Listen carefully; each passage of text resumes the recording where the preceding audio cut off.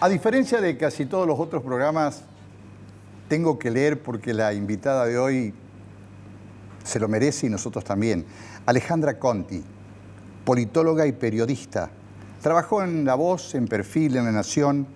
Tiene 2 maestrías internacionales, una en Londres y una en Madrid. Cubrió elecciones en Estados Unidos, Chile, Brasil. Y visitó Rusia, Ucrania, Israel, territorio palestino, una periodista con mucho rodaje.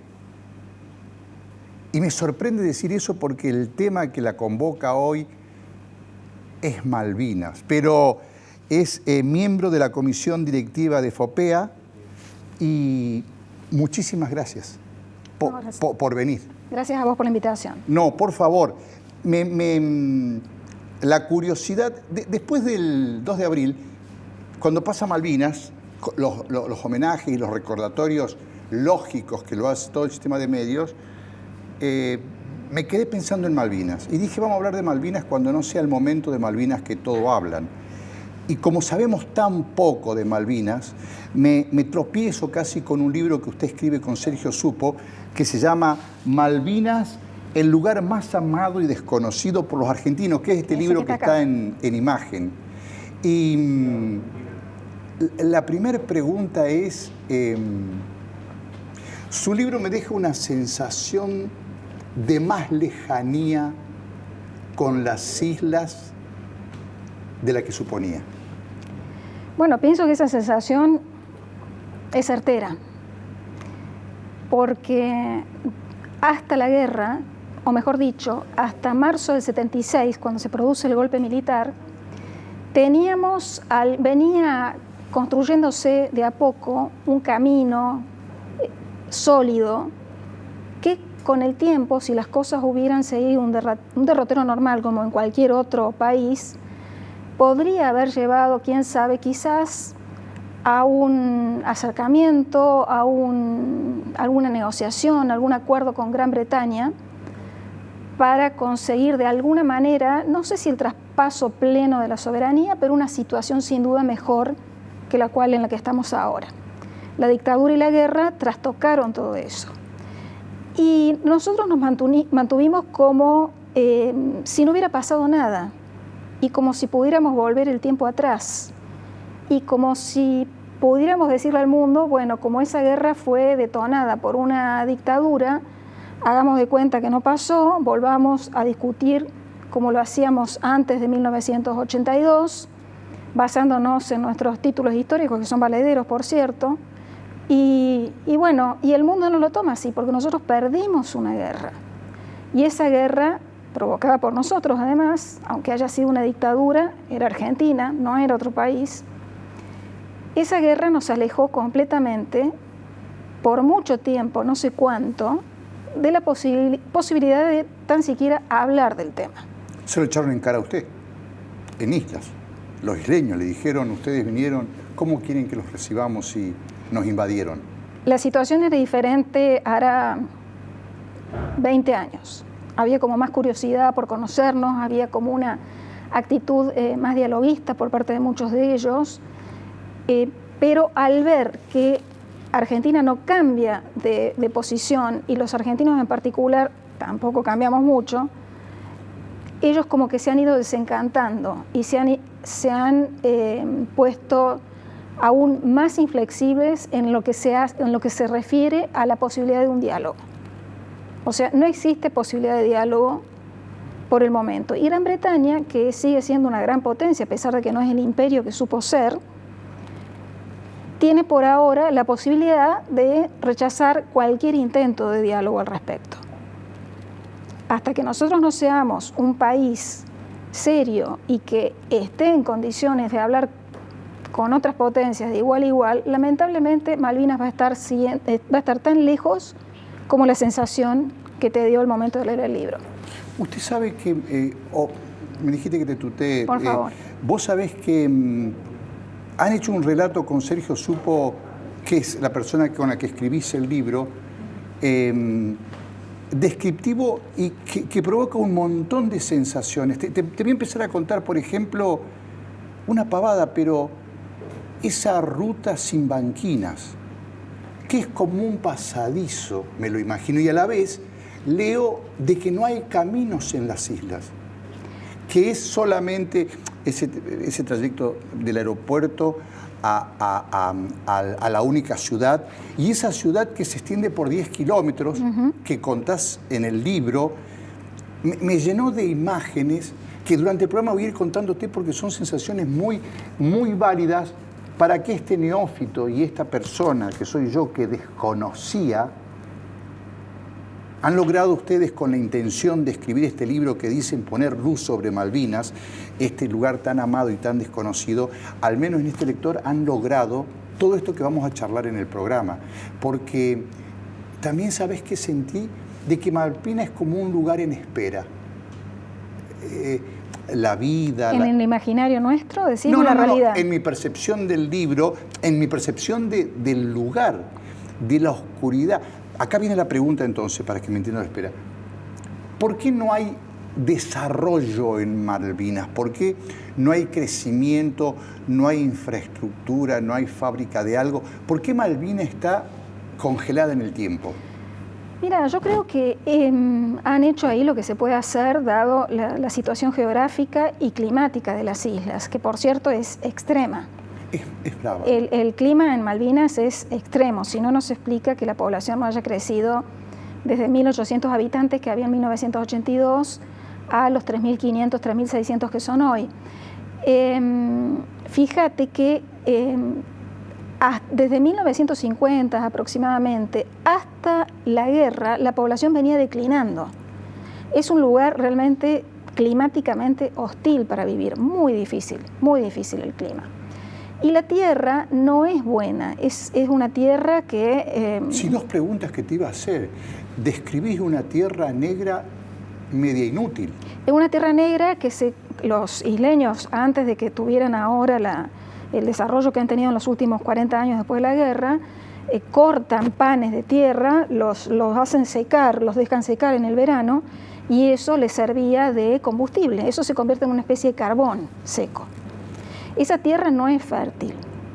Ahora, por supuesto, ya casi nadie hace eso, es un trabajo espantoso y requiere de mucho esfuerzo físico. Ya casi nadie lo hace, ahora tienen combustible, tienen querosén sobre todo. El olor a querosén en el pueblo. El olor a querosén. Cada casa tiene un tanque de querosén en el jardín y allí con ese combustible se manejan, calefaccionan, cocinan, bueno, todo lo que necesitan. La verdad es que la vida puertas adentro es muy confortable, pero realmente tienen un muy buen nivel de vida los isleños. Eso lo sabía, tienen unos ingresos per cápita más altos del mundo, ¿no? Es una comunidad muy chica, claro. Entonces el poco dinero, o digamos el dinero que entra por los derechos de pesca que venden en el mar adyacente, que las perdimos junto con las islas de la guerra, que es Plataforma Argentina, con esos derechos de pesca ellos consiguen tener un nivel de vida más que satisfactorio, Claro. Eso. Y volviendo a la tierra, lo que me preguntabas, en Malvinas no se cultiva prácticamente nada. La tierra sirve a duras penas para alimentar a las ovejas. La gente sí tiene en sus jardines, en sus patios, tiene pequeños invernáculos o viveritos donde cultiva las verduras para el ensalado, las cuestiones así muy caseras, pero para uso doméstico. Sí, en función de las ganas de transmitir a través de este programa, a los que nos están viendo, me encantó esa foto que describís, una geografía muy parecida a la cumbre de Achala, acá las altas cumbres, pasturas secas y piedra. Y también me encantó la descripción que haces, que es muy parecido a lo que conocemos de la Patagonia Argentina. Claro, es parecido en cuanto al viento, en cuanto a lo llano. Malvinas tiene pocas elevaciones, por más que se notan. Sí, seguramente... son pequeñas montañas que terminan en punta de piedra. Claro, exactamente. Sí, pero no montañas, sino breñas, diría. No, hay montañas, pero son relativamente bajas para lo que nosotros estamos acostumbrados a ver acá en el continente. Ahí se ven ese es el camino del aeropuerto a la capital. Sí. No son, la elevación más alta creo que es de 1.200 metros. O sea, es bajo. Y respecto a lo que decías del camino anteriormente, al ser un territorio tan pedregoso, tan árido, hicieron ese camino que prácticamente no tiene banquinas y que por momentos vos vas como por un terraplén. Claro, que me llamó la atención porque dijiste sin banquinas, me imaginé una ruta peligrosa por cualquier... Es peligroso. Hubo un accidente de futbolistas ahí. Hubo varios accidentes donde murió gente. Pero claro, es como una especie de pasaje. No es no tiene la normalidad de nuestra geografía, que es llana, con grandes banquinas. No, bueno, no es tan peligroso. Todos los días se puede ir y van ellos, de hecho, pero te llama la atención cómo resolvieron el tema de la cantidad de piedra que hay por todos lados, haciendo ese tipo de camino. Y los demás caminos que hay en las islas son de tierra. En general hay poco camino asfaltado, y de allí la gran cantidad de camionetas 4x4, que es una necesidad, porque todavía a muchos campos se llega a campo traviesa, digamos. Campo traviesa. Sí. Definí en el libro de que pareciera que es una sociedad bastante igualitaria, ¿no? A simple vista, sí. A simple vista. Por más que ellos se quejan. Por supuesto, como toda sociedad, tienen sus diferencias, tienen sus desigualdades, hay gente más pobre, hay gente muy rica, pero que no se ve eso ¿cómo te diría?, en barrios cerrados y Villa Miseria. Exacto. No existe esa diferenciación. Es muy normal la arquitectura, salvo alguna casa a lo mejor un poquito más importante en el campo. Una casa más importante, una casa más pobrecita, pero en general vos ves un pueblo bastante parejo, bastante, te diría, clase media, y en algunos lugares clase media alta, pero hasta ahí. Tengo una curiosidad. Cuando estaban ustedes allá, en el último viaje, Alejandra Conti hizo 6 viajes en su vida a Malvinas, y el libro trata sobre el último viaje. Claro, es el último viaje, pero en realidad viene a ser un compendio de todo lo que... Ahí en el último viaje describís bien cómo vivía en el departamento, el delivery, y nombrás que los chicos eran filipinos. Hay muchísimos inmigrantes. ¿Pero por qué filipinos? Porque ellos necesitan mano de obra, gente para los servicios sobre todo, porque no son muchos los isleños, pero tienen un buen pasar económico, entonces pueden darse el lujo de traer gente que haga las tareas de servicios. Claro, me llamó la atención filipinos, claro. Y bueno, los buscan Los buscan. Sí. Como buscaban a los que desarmaban las minas, a los zimbabuenses. A los zimbabuenses, porque otra cosa que me llamó la atención es que había leído antes, sabía de las minas que habían dejado los argentinos o las minas, que era peligroso, y ahora en tu libro veo que ya no hay peligro de minas, que han sido desactivadas. Aparentemente han sacado el 100% de las minas, sí. Sí. Y han logrado liberar playas, por ejemplo, a las que ahora van, cuando hace la máxima temperatura que hay allá en verano, que es 25 grados, van a bañarse. Las playas son divinas, son de arena blanca, son de agua transparente. Como el Caribe, dijiste. Como el Caribe, No, me mató. Sí. Vuelvo al muy tema. Lindas. El libro, lo que he leído, sinceramente me ha provocado muchas sensaciones inesperadas, porque un libro de amor, una novela, un ensayo, pero tu libro, me quedé con la... Sí, me dijiste, escribieron aguas transparentes como el Caribe, muy buenas playas. Te quería preguntar, yendo a algo más serio, más complicado, que es, en las últimas declaraciones del presidente Milei respecto a que esperan que tengamos lugar en Malvinas cuando los isleños voten con los pies, creo que dijo. Sí. Mi pregunta malintencionada es la siguiente. ¿Conocerá Malvinas como vos para decir esa frase y patear Malvinas a 50 años?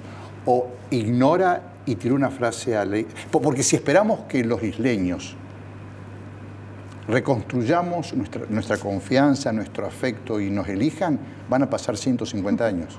Sí, posiblemente. ¿Qué pensás, que el presidente no conoce la realidad? No, el presidente no las conoce, de hecho, y la mayoría de los políticos argentinos las desconoce. Porque ir a Malvinas significa que te van a sellar el pasaporte. Y ningún político argentino quiere tener el pasaporte sellado con un ingreso a Malvinas, sellado por un gobierno británico. Pero no es una nimiedad eso. Mira, yo aprendí hace tiempo que, como dice Federico Lorenz, que es un gran conocedor de la historia de Malvinas, un historiador que creo que es el que más ha escrito sobre el tema, sobre Malvinas todos creemos que hay una unanimidad, pero en realidad hay tantas opiniones como personas.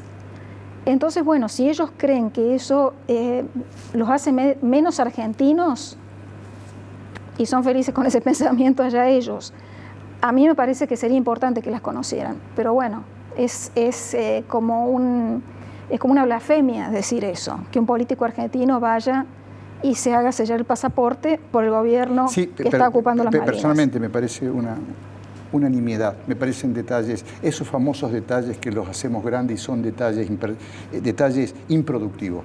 Pero te voy a hacer una pregunta y con todo respeto y con perdón te diría, hay una palabra que a mí me hace ruido, que es la palabra más amado. Sí. Yo no creía, si vos me decís que sí, naturalmente te creo, porque yo soy un neófito en el tema, pero yo no sé si, yo no creería antes de este programa, de leer, no, me preguntás, ¿la Argentina es un lugar amado? No, yo te diría que es un buen eslogan, querer las Malvinas, en un país que somos amantes de eslogan sin profundidad, pero vos me dirás que es amado. Bueno, ese sentimiento es como el sentimiento selección, es un sentimiento cortito, un sentimiento. No creo que la tengamos internalizada. Malvinas. Bueno, ¿vos te acordás cómo vivimos la guerra de Malvinas? Sí. ¿Cómo la vivimos nosotros? Colaborando, donando, mandando cartas. Yo tuve un rol muy triste en la Colimba, que fue desarmar, año 83. Desarmar acá en el 141 Colimba los paquetes que deberían haber ido a Malvinas. Desarmar. Desarmar. Montañas de cajas. ¿Que quedaron acá? Que quedaron acá. Se paraba en un... Escuchá esto. Mirá, vos no pensé que iba a contar, pero esta es la primera vez que lo cuento. Colimba, año 83. Tercer Cuerpo de Ejército. Me guardaban, mi función, 8 de la mañana, en un inmenso tinglado como este estudio, donde había montones de material que debería ir a Malvinas. Ajá. Y yo, en tanques de metal, de aceite, botellitas de whisky, chocolates, cartas, comida.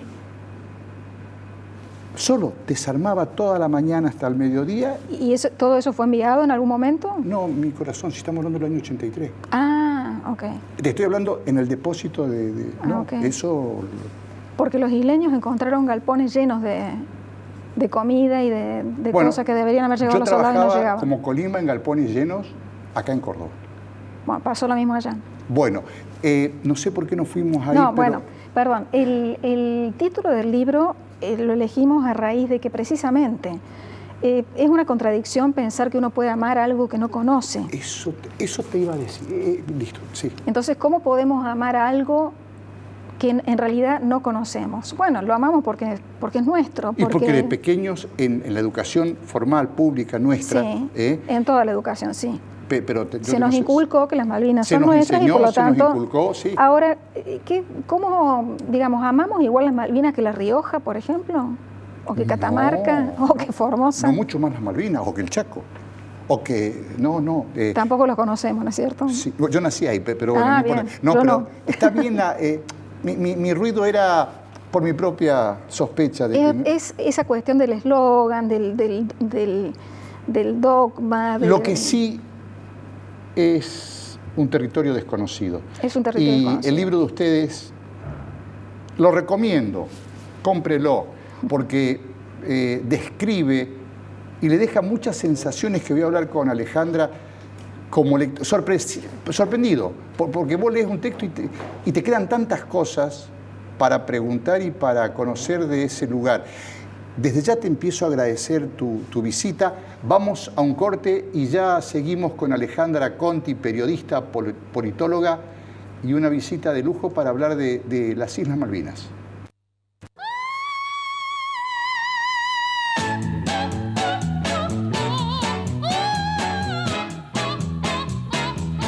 Seguimos con Alejandra Conti, periodista, politicóloga, autora junto a Sergio Supo de este libro de Malvinas, el lugar más amado y desconocido por los argentinos, y una persona que viajó 6 veces a Malvinas. ¿Por qué Malvinas en tu vida? ¿O por qué la elección o la pasión esa por Malvinas? Mira, se dio por pura coincidencia. Fui a hacer una beca a Gran Bretaña y tenía que elegir un tema de tesis. Yo trabajaba en ese entonces en La Voz del Interior y el director del diario, que fue un director maravilloso que tuvimos, que fue Félix Garzón Maceda, me dice: anda y averigua cómo está el tema Malvinas allá, qué ven ellos, cómo lo tratan al tema, si lo tratan seriamente, si ya... ¿1900 cuánto? Eso era 1994. Después de... Claro.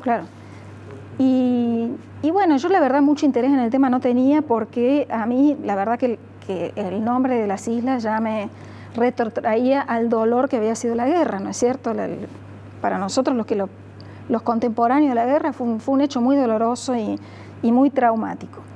Pero bueno, empecé a estudiar el tema, después volví, seguí viéndolo, cubriéndolo, ya que venía con esa expertise.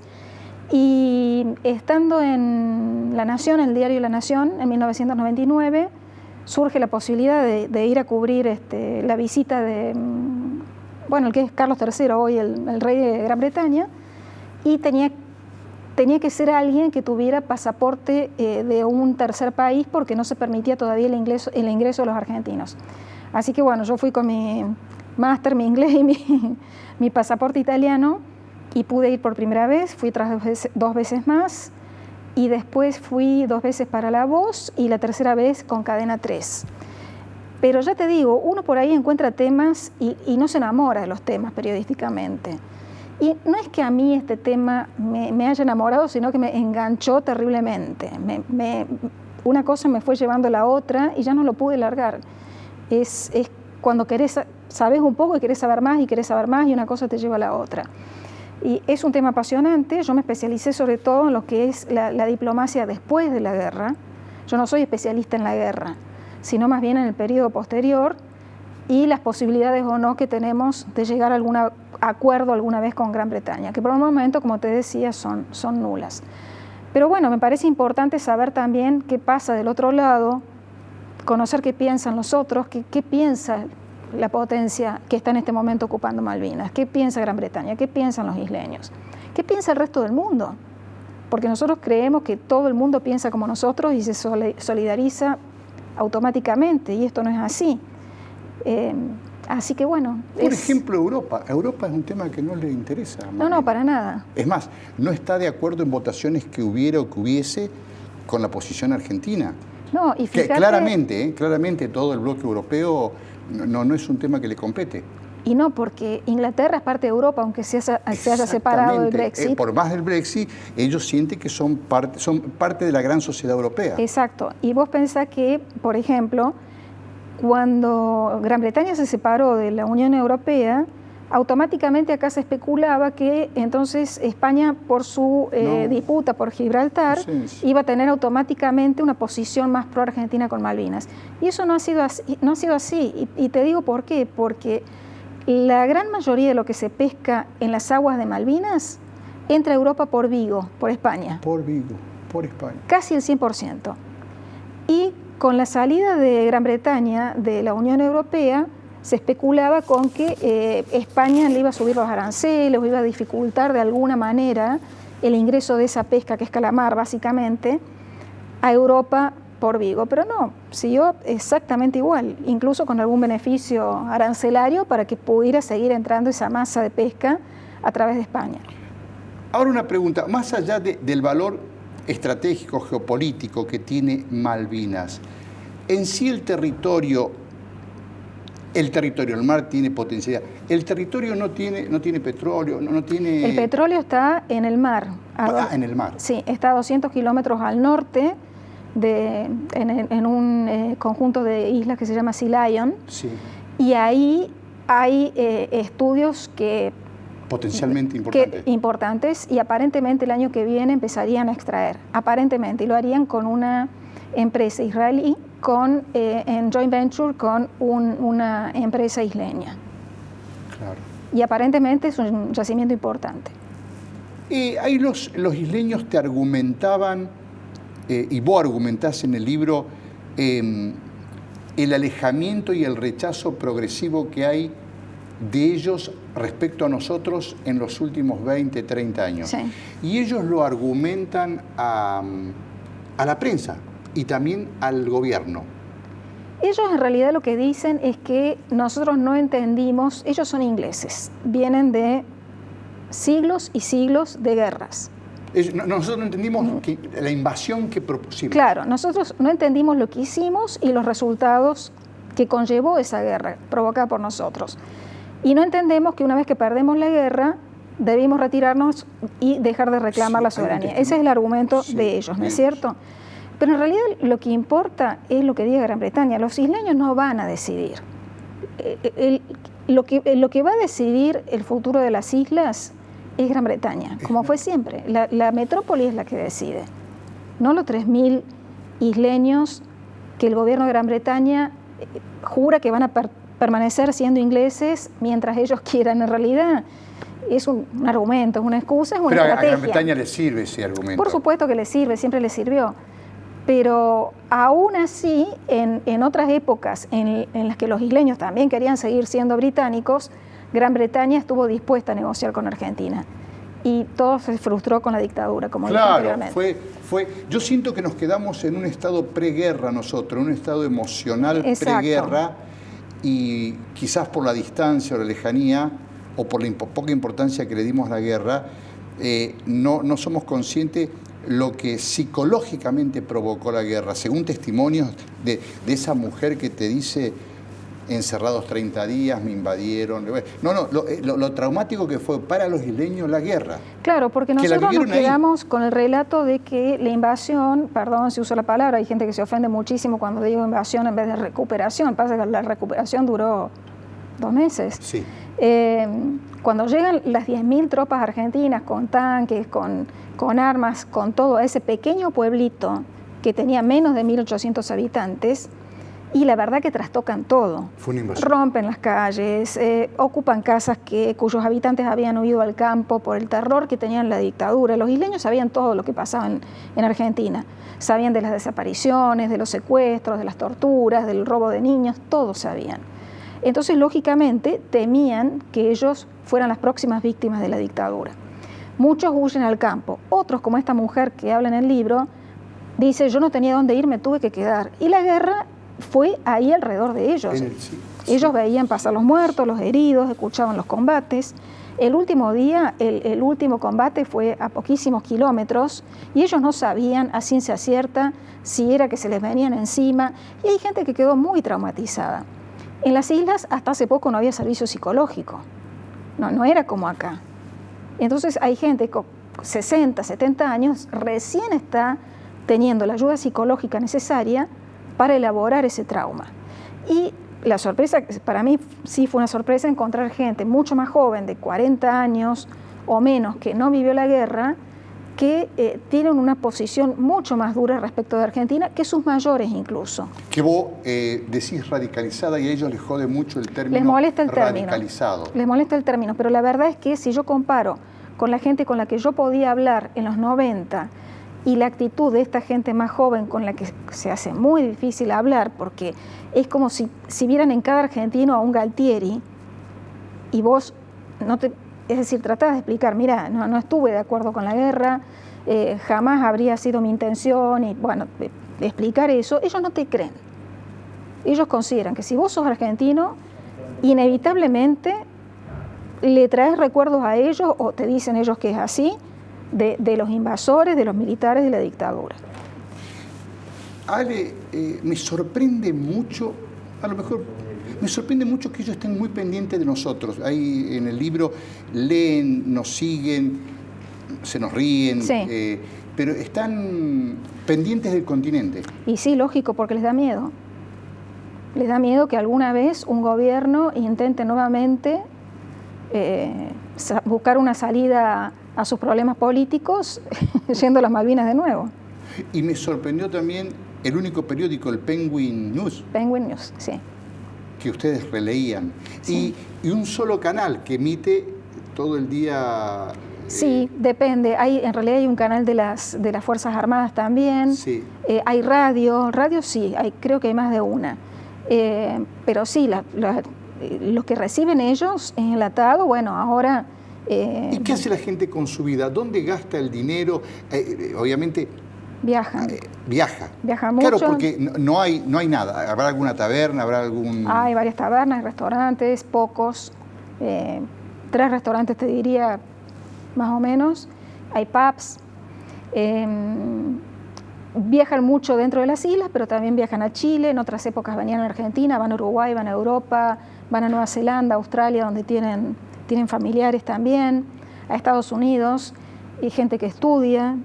Muchos han podido viajar, es decir, después de la guerra se estableció que podían continuar sus estudios gratuitamente en Gran Bretaña, muchos lo han hecho, y han vuelto con alguna especialidad que les sirve a las islas, que les sirve para el manejo del gobierno, para el manejo de la infraestructura, de la pesca, por ejemplo.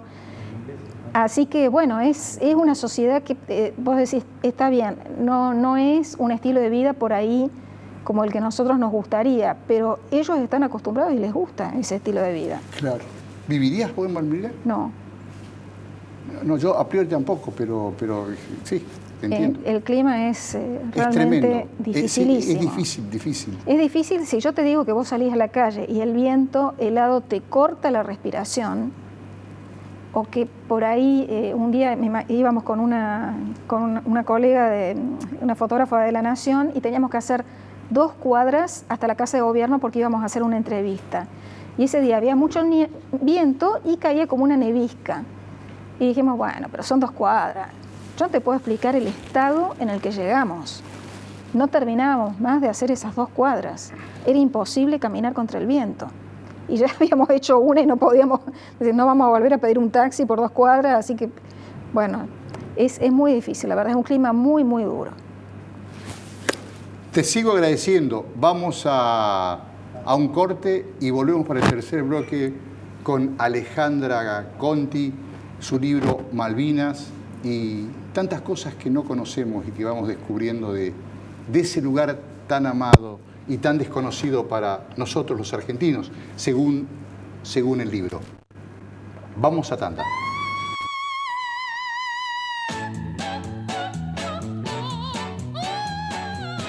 Seguimos con la periodista Alejandra Conti hablando de Malvinas y también hablando de usted y de su profesión. Mujeres y compañía.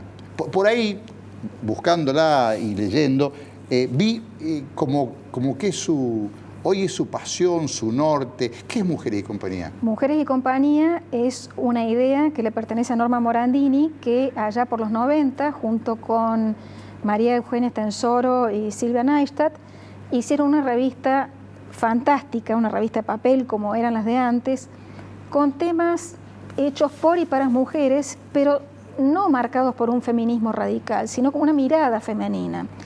Y Norma quiso reeditar ese proyecto que fue realmente hermoso, y ahora me invitó a mí para sumarme, y estamos en una plataforma que se llama Substack, que se escribe Substack, con CK al final. ¿Cómo se escribe? Substack. Substack. Con SUBSTACK. Y es una plataforma de revistas digitales, la nuestra se llama Mujeres y Compañía, y ahí ponemos unas series de notas sobre temas que consideramos de interés especialmente para las mujeres, pero no solamente para las mujeres. Somos muy democráticas, muy inclusivas, todos bienvenidos para leernos. Es un proyecto muy lindo y tratamos de darle a nuestro público, a nuestros suscriptores, lectura de profundidad de distintos temas, sobre todo de cultura, de política. Lectura Mire de usted, profundidad, de opinión. ¿Y están en Instagram? Estamos en Instagram, estamos en LinkedIn, estamos en Facebook y en Twitter, en X. Claro, deberían difundirlo más porque yo soberbiamente, debería conocerlo porque yo probablemente me estoy buscando y no los conozco, pero Está bien, tomo qué lindo, tu Mujeres consejo. y Compañía, sí. Sí, es un muy lindo proyecto que esperamos que crezca porque nuestra idea es ¿Es gratuito o es suscripción paga? Es gratuito, pero si alguien quiere pagar, bienvenido sea. Y, es que si crece tiene que hacerlo negocio, ¿por qué no? Y sí, ¿por qué no? Y la idea es tener buenas firmas de personas que realmente tengan algo para decir, para aportar y que por ahí no están en los medios tradicionales o sí, pero que en suma tengan algo interesante para decir. Me dijeron que usted cocina muy bien. Sí. Que no cocina. Perdón, voy a esto, entiéndame. Me dijeron, Alejandra cocina muy bien, pero no cocina porque no cocina. Pero me dijeron que su hijo cocina mejor que usted. Bueno, eso habría que verlo. Mire que me dijeron y que... Sí, no, por suerte a nuestro hijo se le ha dado por cocinar. Sí, pero son chismes. Lo cual me libera a mí de pensar qué hago de comer, que es peor que cocinar. Qué bárbaro, yo quisiera tener un hijo así. El pensar qué hacer de comer es peor que cocinar y tener que lavar los platos. Totalmente. Sí. Cuénteme esa extraña, exótica experiencia de cubrir el lanzamiento de un satélite argentino en Rusia. Ah, bueno, fue una experiencia maravillosa realmente. Que me dijeron que me puse exótica, fue una experiencia exótica. Es que la verdad de lo que hice siendo periodista fue lo más raro, ¿no? Porque era el año 96, estaba como gobernador Ramón Mestre, padre, y había impulsado Mestre la construcción de un satélite hecho por científicos cordobeses, que hicieron un nanosatélite, un satélite chiquito, era una cosa más bien experimental. Lo tenían que, obviamente Argentina no tiene cohetes de propulsión, así que te acordás del plan Cóndor. Sí, que fue desactivado, con Menem. Con Menem.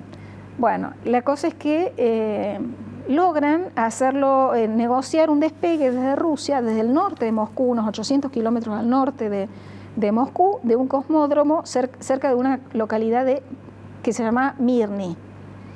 Bueno, la verdad fue una experiencia impagable. Un tren lento, un tren ruso hasta el pueblito. El pueblito había sido una ciudad secreta rusa. Durante la época soviética, las ciudades militares que eran estratégicas para el gobierno soviético, secretas, completamente. No aparecían ni en el mapa. Exacto, sí. Y lo más terrible del tema fue que el día que se hace el despegue, que se hace el lanzamiento, nos llevan en un ómnibus, vemos el cohete, ya estaba, viste, cuando está sacando, digo humo, yo que desconozco, pero me imagino que debe ser... Sí, cuando estaba por salir. Vapores, bueno, qué sé yo. Volvemos, porque teníamos que alejarnos, íbamos a verlo. Yo me imaginaba desde algún observatorio tipo la NASA, pero no, nos pusieron en una especie de kiosco de madera con una tarima de madera techada, para decirlo de alguna forma. Los periodistas, las autoridades cordobesas, Mestre y algunas personas de su gobierno, los científicos que habían trabajado, los ingenieros, y era una niebla que no se veía absolutamente nada, pero como si te dijera una pared gris. ¿No podía ver el cohete? Nada, estábamos lejos. Había un bosque entre medio, o sea que si hubiéramos podido ver algo, habríamos visto un bosque en realidad, pero arriba de los árboles podríamos haber visto el cohete en todo caso, pero no logramos ver absolutamente nada. Ahora te aseguro, el ruido que hizo ese lanzamiento, yo en mi vida tuve tanto miedo porque temblaba la tierra, parecía realmente un terremoto y en un momento dado sentíamos como que se nos venía encima. Esto era una película. Y además nos habían dicho, una vez se vino encima y murieron los 30 que estaban ahí. Pero bueno, fue una experiencia realmente ¿Vio por qué este muy programa pintoresca. se llama Poco Serio? Fue pintoresco eso. El mundo a veces resulta poco serio. Sí. Yo me acuerdo, a mí me llevó a poner el nombre del programa esta concepción que tengo de que me entero de cosas o se desclasifican archivos o ves, y a veces las cosas tan trascendentales e importantes del mundo dependen de variables tan finitas, tan... coincidencias. Pero perdónenme, un Galtieri es un hierro de la historia, es una cosa, es un y mire todo lo que nos costó. Vuelvo a pensar en Malvinas y la distancia de exigir derechos por errores, por no planificar, por no pensar los pasos a dar de un país, en nuestra política externa. Y breve ahora, el mundo está muy... ¿Qué lugar? ¿Qué lugar, mundo, no? Sí, qué complicados que estamos. Trump y su amistad con Putin y Zelensky de víctima en el medio y Europa sin saber qué hacer. Trump es amigo de Putin desde su primera presidencia. Si dicen que los vincula un... Sí. En Estados Unidos se da como cierto, o por lo menos los analistas políticos más y los periodistas más importantes dan por cierta la ayuda rusa a la elección de Trump, a la primera contra Hillary Clinton. Si vos lees el libro, hay un libro de Marty Baron, que fue secretario de redacción del Washington Post, que se llama, creo, Cerca del Poder o Lejos, no me acuerdo ahora el nombre exactamente, el título, es un libro sobre la primera presidencia de Trump y su relación con Jeff Bezos, que era el flamante propietario del Washington Post. Sí. Bueno, la verdad que recomiendo mucho la lectura de ese libro porque pinta tal cual lo que está pasando ahora nuevamente con Trump y pinta también muchas de las actitudes de Milei respecto de la prensa, por ejemplo. Usted que está en FOPEA. Sí, en FOPEA. Y que es blanco predilecto del presidente. Así es, el presidente Milei parece que ha elegido a los periodistas y a FOPEA en particular como blanco de sus agresiones, sus insultos, porque, no sé, tal vez le preocupa que los periodistas indiquemos las cosas que no están bien, no le gusta eso, pero es la condición de la democracia. Pero siempre ha sido entre el poder y la prensa, pero en este caso es virulenta y es muy extremo. Y es muy extremo. Es muy extremo porque llamar a odiar a un sector profesional. Yo me pregunto, ¿qué pasaría si dijera no odiamos lo suficiente a los docentes? ¿Qué pasaría, por ejemplo? Ni hablar si llamara a odiar a un grupo religioso. No, ni hablar. Está muy descalibrado el tema. Es realmente, lo consideramos muy peligroso, sobre todo porque existe el riesgo de que las palabras violentas lleven a la acción violenta. A quizá a alguna persona que no puede separar bien en su cabeza la realidad de lo que es un discurso político y llegue a creer que lo que está diciendo el presidente debe traducirse de alguna otra manera, ¿no? Sí. Es muy peligroso, es muy lamentable. Sí. Alejandra, no tengo manera de agradecerle su participación, su generosidad, su conocimiento a este programa, pero sí tengo la manera de halagarla con un regalo, unas barras de cereal. Muchas gracias. Excelentes. Muchas gracias. Olympi Pro, para usted y para que comparta con su hijo y con su pareja y con su marido. Son excelentes. Muchas gracias. Son humildes, pero son muy buen producto. Muchas gracias. Y me enteré que también usted fue compañera de nuestro productor. Así es, en la Universidad Católica en Ciencia Política. Porque Alejandro Croce es politólogo, así como lo ve. Sí, ya lo sé. Y yo me alegro de habernos interesado en usted, en el libro, y haberle invitado porque me desasnó el libro y esta charla con usted. Bueno, me alegro muchísimo. Muchas gracias. La agradecida soy yo. Para nosotros un honor y ella ha sido Alejandra Conti, periodista, politóloga y autora junto con Sergio Supo de este libro que recomiendo porque más allá de la lectura te da un montón de sensaciones precisas sobre Malvina, ese territorio tan amado y desconocido por los argentinos. Muchas gracias por acompañarnos otra noche. Esto es Poco Serio y en una semana estamos por esta señal los sábados a las 22 y los domingos a las 20. Buenas noches y muchísimas gracias.